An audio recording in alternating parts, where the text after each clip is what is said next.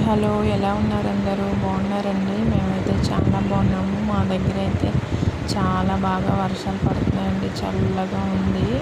నేను అందుకే ఈరోజు అయితే ఉల్లిపాయ పచ్చడి చేస్తాం అనుకుంటున్నాను.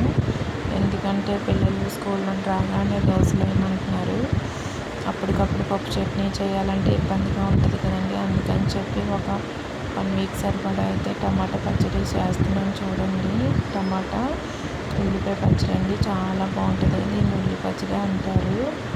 చాలా అంటే చాలా టేస్టీగా ఉంటుంది.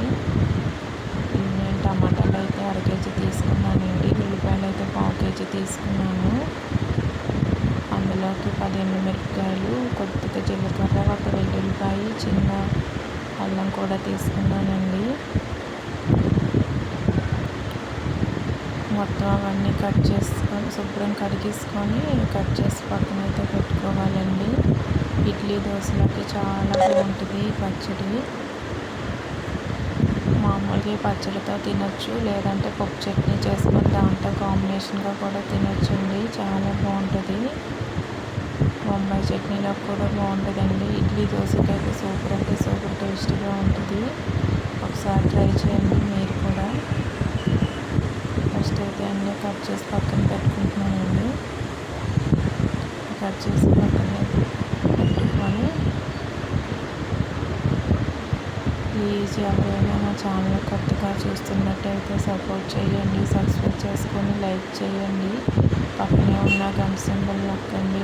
నేను చేసే ప్రతి వీడియో కూడా మీకు వస్తుందండి. ప్లీజ్ మమ్మల్ని అయితే ఎంకరేజ్ చేయండి ఫ్రెండ్స్. మేము ఇప్పుడిప్పుడే డెవలప్ అవుతున్నాము. మా వీడియోలో ఏమైనా మిస్టేక్స్ ఉంటే కూడా మీరు కామెంట్లో తెలపండి, మేము సరి చేసుకుంటాము. ఫస్ట్ అయితే అన్నీ రెడీ చేసి పక్కన పెట్టుకున్నానండి. ఇప్పుడైతే పొయ్యి మీద పెనం పెట్టి వాటికి సరిపడా 2 స్పూన్లు అయితే ఆయిల్ పోసానండి. ఆయిల్ ఫస్ట్ అయితే ఎండుమిర్చి వేయించుకోవాలి. ఎండుమిర్చి వేయించి పక్కన తీసుకోవాలి. తర్వాత వెల్లుల్లిపాయలు వేసి వేయించాలండి. అవి కూడా తీసి పక్కన పెట్టుకోవాలి. అప్పుడు చిన్న అల్లం ముక్క కూడా వేయించి పక్కన పెట్టుకొని అవి అయితే పక్కకు తీసేయాలండి. జీలకర్ర కూడా వేయించుకోవచ్చు, అది మన ఇష్టం. నేనైతే వేయించట్లేదు, పక్కన పెట్టేశాను. ఈ 3 పక్కన పెట్టేసుకోవాలి. అందులో కలపకూడదు. ఎందుకంటే చింతపండు ఉల్లిపాయ బాగా మగ్గిపోతాయి కదండి. అవి ఒక్కసారి మనం మిక్సీలో ఇలా ఒక్కసారి రన్ చేస్తే అవి శుభ్రంగా మెత్తగా అయిపోతాయి. ఇవి అయితే కొద్దిగా టైం పడుతుంది కదండి పొడి అవ్వడానికి. అందుకని చెప్పి ఫస్ట్ అయితే ఎండుమిర్చి, ఎల్లుల్లిపాయ, అల్లం కూడా ఫస్ట్ మిక్సీ పట్టేసుకోవాలి. ఉంటే చిన్న కొబ్బరి ముక్క కూడా వేసుకోవచ్చు. మా దగ్గర అయితే కొబ్బరి ముక్క లేదు, ఇంకా అందుకని చెప్పి నేను వేయలేదు. అవి బాగా వేగిపోనివ్వాలండి. అవి పక్కన పెట్టేసుకొని ఇదైతే 2 స్పూన్లు సాల్ట్ వేసుకుంటే బేగా మగ్గుతుందండి. బాగా స్పూన్లో వేసాక మూత పెట్టేస్తే బాగా మగ్గిపోతుంది. మూత పెట్టేసి ఒక 1/2 గంట సిమ్లో పెట్టి అలా వదిలేసేయండి. 1/2 గంట తర్వాత మళ్ళీ ఒకసారి మూత తీసి మళ్ళీ కలిపి మళ్ళీ ఒక 10 నిమిషాలు మగ్గబెట్టేయండి. లాస్ట్ దింపేటప్పుడు వాటర్లో ఉంటే ఇంకా హైలో పెట్టుకొని ఆ వాటర్ అంతా దగ్గరగా వచ్చే వరకు హైలో పెట్టేసుకోవచ్చు. మగ్గడానికి అయితే ఒక అరగంట మాత్రం పొయ్యి మీద ఉంచాలండి. అప్పుడు కొద్దిగా పచ్చివాసన అంతా పోయి టేస్ట్గా ఉంటుంది. అప్పుడు కొద్దిగా వాటర్ ఎక్కువగా ఉంటే హైలో పెట్టుకొని మగ్గబెట్టేసుకోవచ్చు. మగ్గిపోయాక శుభ్రంగా కొద్దిగా చింతపండు కూడా వేసుకోవాలి. బాగా మగ్గిపోయాక వేడిగా మిక్సీలో అయిపోద్దండి. వేస్తే తూగిపోతుంది. కొద్ది చింతపండు కూడా అందులో వేసుకొని పక్కన పెట్టేసుకొని చల్లారాక మిక్సీ పట్టేసుకోవాలండి. ఫస్ట్ అయితే వెల్లుల్లిపాయలు ఇవన్నీ, జీలకర్ర, ఎండుమిర్చి అన్నీ మిక్సీ పట్టేసుకోండి.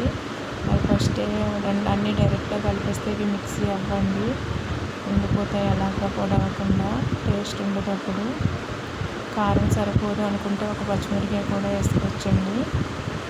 నాకైతే మిక్స్ తక్కువ అనిపించినాయి, అందుకని చెప్పి ఒక పచ్చిమిరపకాయ వేసాను.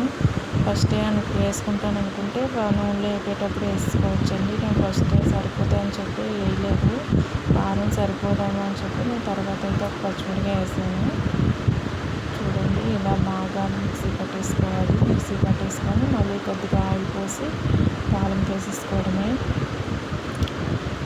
తాలింపు వేసుకొని ఒక 10 నిమిషాలు దాన్ని మగ్గబెట్టేస్తే నూనె పైకి తేలుతుంది. ఇంకా అంతే, అది చక్కగా 1 వీక్ వచ్చేస్తుందండి. చట్నీ కూడా పాడవదు, చాలా అంటే చాలా బాగుంటుంది. అప్పటికప్పుడు మనం కూడా ఈవినింగ్ ఏమైనా తినాలనిపిస్తే దోసపిండి కానీ అట్ల పిండి కానీ ఇడ్లీ పిండి కానీ ఇంట్లో ఉంటే చక్కగా అప్పటికప్పుడు వేసుకొని చట్నీ వేసుకొని తింటే చాలా అంటే చాలా టేస్టీగా ఉంటుంది. ఒకసారి ట్రై చేయండి మీరు కూడా, చాలా బాగుంటుంది. ఓకే ఫ్రెండ్స్, ప్లీజ్ లైక్ చేయండి, సపోర్ట్ చేయండి, సబ్స్క్రైబ్ చేసుకోండి. మా ఛానల్లో ఏమైనా మిస్టేక్ ఉంటే కామెంట్ చేసి చెప్పండి. వీడియో నచ్చినట్లయితే లైక్ చేయండి, కామెంట్ కూడా చేయండి. మీకు నచ్చిందని చెప్పి మాకు కూడా తెలుస్తుంది కదా. Okay friends, bye. ఎవరైతే వీడియో చివరి వరకు చూసారో వాళ్ళందరికీ థ్యాంక్ యూ అండి.